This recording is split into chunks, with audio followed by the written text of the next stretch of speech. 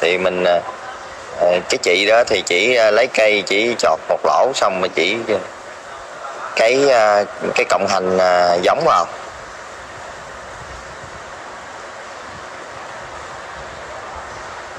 Thì qua cái khâu chăm sóc, tưới phân, tưới nước hàng ngày, thì qua cái khâu quản lý dịch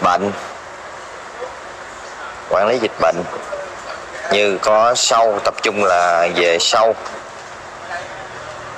và bệnh ống hành.